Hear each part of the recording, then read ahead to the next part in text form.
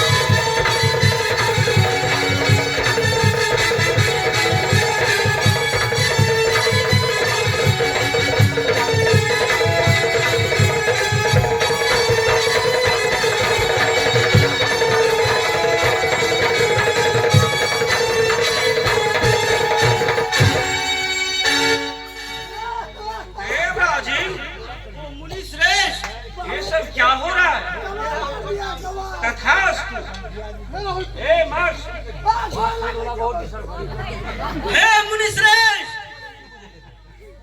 देवादिदेव महादेव का पुत्र यानी कार्तिकेय देवासुर संग्राम निश्चय ही तारकासुर का वध किया। मैं वह खुशी में अपने इंद्रपुरी में उर्वशी और मेनका के साथ मैं नृत्य कला का आनंद ले रहा हूँ। हे मुनिवर, कहो आप भी थोड़ा देर नृत्य कला का आनंद ले। मैं भी हाँ मुनिश्रेष्ठ, नृत्य कला का आनंद ले लूं। हाँ मुनिश्रेष्ठ। नारायण नारायण नारायण। देवराज इंद्र कहे मुनिश्रेष्ठ। नारायण नारायण। लगता है तुम्हारा तो एक संकट टला, निश्चय ही दूसरा संकट समझो इंद्रपुरी पर आने ही वाला है। क्या एक संकट टला यानी इंद्रपुरी पर दूसरा संकट आने वाला है? नारायण नहीं नहीं मुनिश्रेष्ठ, मेरे रहते हुए पर भी यह इंद्रपुरी में कोई भी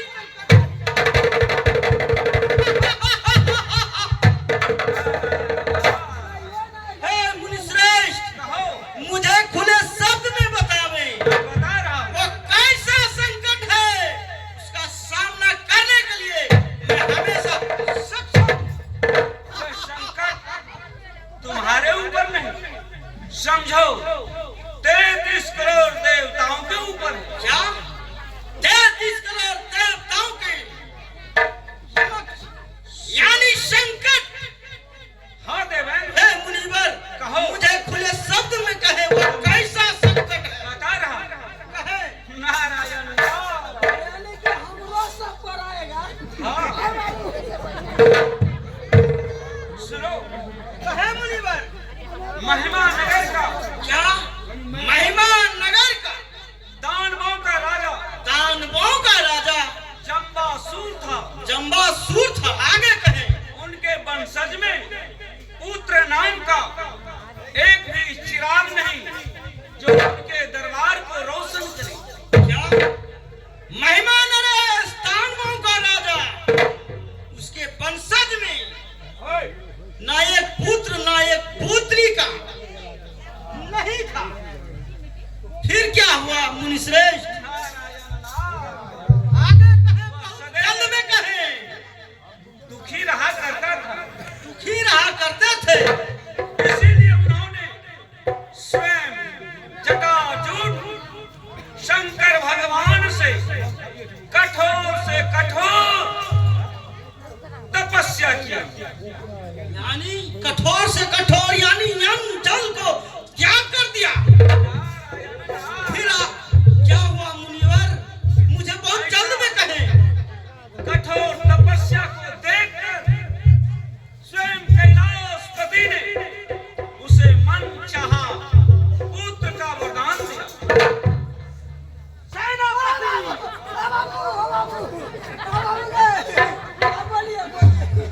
तैतीस करोड़ देवताओं को संकट आने वाला है।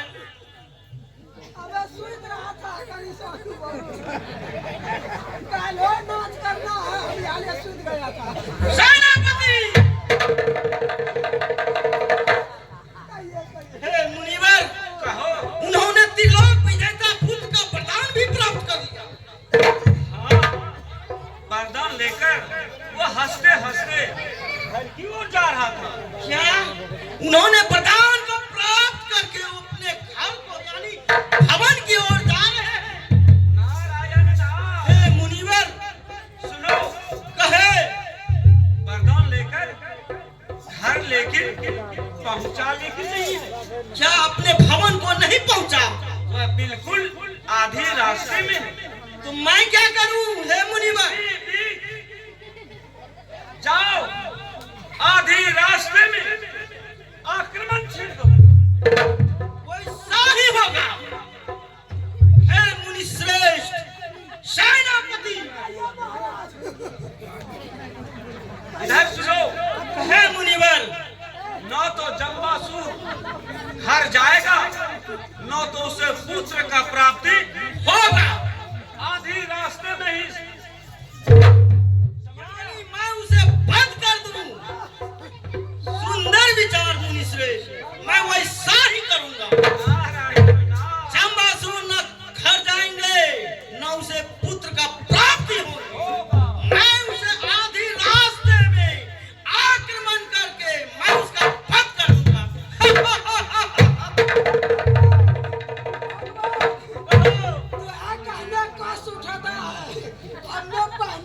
फिस कर देगा। क्या नहीं वैसा ही होगा। मेरा प्रणाम स्वीकार करना।